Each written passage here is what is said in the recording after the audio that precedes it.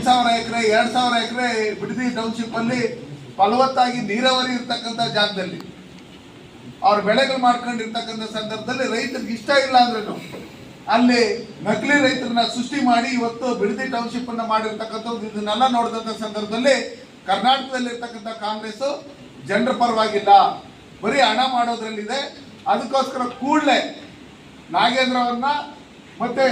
ನಮ್ಮ ಈ ಸಂತೋಷ್ ನಾಡ್ ಏನಿದ್ದಾರೆ ಕಾರ್ಮಿಕ ಸಚಿವರು ಅವರನ್ನು ಕಿಕ್ ಬ್ಯಾಕ್ ಮಾಡ್ತಿರ್ತಕ್ಕಂಥದ್ದು ಸಾಬೀತಾಗಿರೋದ್ರಿಂದ ಇಂಥ ಭ್ರಷ್ಟರನ್ನೆಲ್ಲ ನೀವು ಕೈ ಬಿಡಬೇಕು. ಕೈ ಬಿಟ್ಟು ಕೂಡಲೇ ರಾಜೀನಾಮೆ ಕೊಡಿಸಿಲ್ಲ ಅಂದ್ರೆ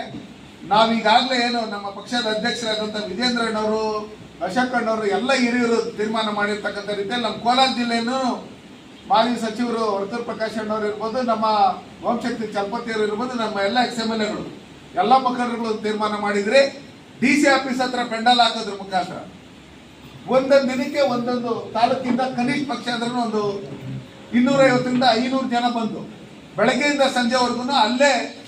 ಧರಣಿ ಮಾಡಬೇಕು ಅಂತ ಹೇಳಿ ತೀರ್ಮಾನ ಮಾಡಿರೋದ್ರಿಂದ ನಾವೆಲ್ಲರೂ ಪಕ್ಷದ ಮುಖಂಡರುಗಳೆಲ್ಲ ವೇದಿಕೆ ಮೇಲೆ ಇರ್ತಕ್ಕಂಥ ಎಲ್ಲ ನಮ್ಮ ಹೆಣ್ಮಕ್ಳು ಮುಖಂಡರುಗಳು ಎಲ್ಲರೂ ಒಟ್ಟಿಗೆ ಸೇರಿ ಈ ಕರ್ನಾಟಕ ರಾಜ್ಯದಲ್ಲಿ ಇರ್ತಕ್ಕಂಥ ಭ್ರಷ್ಟಾಚಾರವನ್ನು ನಿಲ್ಲಿಸಬೇಕು, ಜನರಿಗೆ ಒಳ್ಳೆಯ ಸರ್ಕಾರವನ್ನ ಒಳ್ಳೆಯ